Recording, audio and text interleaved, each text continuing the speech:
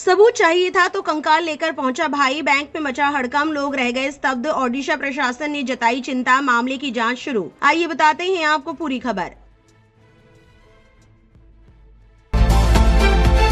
You are watching Delhi News. सोमवार दोपहर ओडिशा के क्यूंझर जिले के एक बैंक के कर्मचारी और वहां मौजूद ग्राहक स्तब्ध थे। दरअसल 52 वर्षीय जीतू मुंडा कंधे पर कंकाल लेकर बैंक में दाखिल हुए थे।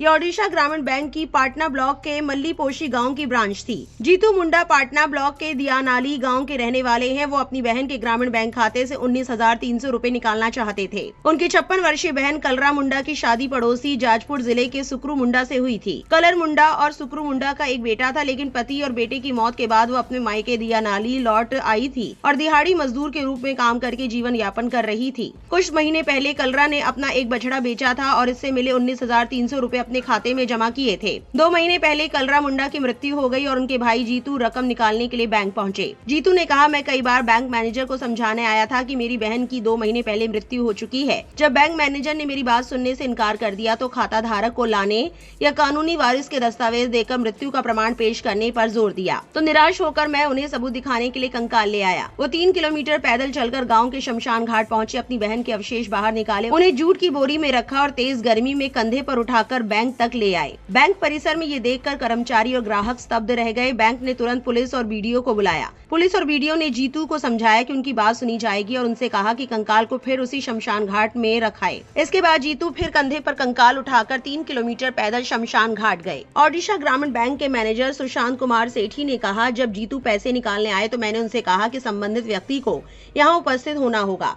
शुरुआत में उन्होंने कहा कि उनकी बहन लकवाग्रस्त है और आ नहीं सकती। जब मैंने कहा कि बैंक कर्मचारी आपके घर जाएंगे तब उन्होंने कहा कि वो मर चुकी हैं। बैंक मैनेजर ने ये भी कहा कि बीते 2 महीनों में जीतू कभी पैसे निकालने बैंक नहीं आए। उनका कहना है कि कलरा के 2 अन्य कानूनी वारिस भी हैं और वे भी पैसे निकालने बैंक आए थे, इसलिए बैंक ने जीतू से कानूनी दस्तावेज पेश करने को कहा। 28 अप्रैल को जांच के बाद जीतू और कलरा के 2 अन्य कानूनी वारिसों को खाते में जमा 19,410 रूपए सौंप दिए गए। पुलिस ने कहा, हमने उनसे कहा कि वे ये रकम आपस में बराबर बांट ले। ओडिशा के राजस्व मंत्री सुरेश पुजारी ने इस घटना की जानकारी मिलने पर कहा कि दाना मांझी के बाद ओडिशा में ये दूसरी ऐसी घटना है। उन्होंने बताया कि जिला कलेक्टर इस मामले की जांच कर रहे हैं और बैंक मैनेजर के रवैये के लिए उनके खिलाफ कड़ी कार्रवाई की जाएगी। वहीं अब क्यूंझर जिला प्रशासन ने बयान जारी कर इस घटना को लेकर गहरी चिंता व्यक्त की है। एक बयान में जिला प्रशासन ने कहा है कि जनता के अधिकारों और गरिमा की रक्षा करना जिला प्रशासन का मूल उद्देश्य है। जिला प्रशासन ने बताया है कि घटना की जानकारी मिलते ही कलरा मुंडा के भाई जीतू मुंडा को डिस्ट्रिक्ट रेड क्रॉस फंड से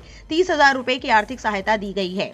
प्रशासन ने बताया है कि इसके अलावा उन्हें मृत्यु प्रमाण पत्र और कानूनी वारिस का प्रमाण पत्र जारी किया गया है। साथ ही जिला प्रशासन ने कहा है कि वो पूरी तरह प्रतिबद्ध है कि भविष्य में किसी भी निर्दोष व्यक्ति को ऐसी स्थिति का सामना न करना पड़े। वहीं इस पूरे मामले के सामने आने के बाद सोशल मीडिया पर लोग अपनी अपनी प्रतिक्रियाएं दे रहे हैं। एक एक्स यूजर ने लिखा, भारत शायद एकमात्र ऐसा देश है जहाँ मौत के बाद भी इंसान को सुकून नहीं मिलता। ओडिशा का ये आदमी अपनी बहन का कंकाल नहीं बल्कि इस देश की जर्जर और नाकाम व्यवस्था को अपने कमजोर कंधों पर उठाए हुए है। योगिता भयाना एक्स पर लिखती है, एक चेतावनी, कहते हैं कि कोई भी व्यवस्था उतनी ही अच्छी होती है जितने अच्छे लोग उसे चलाते हैं। ओडिशा से आई हालिया खबर एक दर्दनाक सच्चाई सामने लाती है। एक आदमी को अपनी बहन की मौत साबित करने और अपना हक पाने के लिए उसके अवशेष बैंक तक ले जाने पड़े। ये सिर्फ नियमों या केवाईसी की बात नहीं है, ये इंसानियत के पूरी तरह खत्म हो जाने की कहानी है। जब व्यवस्था सहारा बनने के बजाय दीवार बन जाती है तो सबसे ज्यादा कीमत कमजोर लोगों को चुकानी पड़ती है। क्या अब समय नहीं आ गया है कि हम अपनी संस्थाओं से ज्यादा इंसानियत की उम्मीद करें? इस खबर को लेकर आपकी क्या राय है? कमेंट सेक्शन में जरूर लिखें और ऐसी और वायरल अपडेट्स के लिए हमारे चैनल से जुड़े रहें।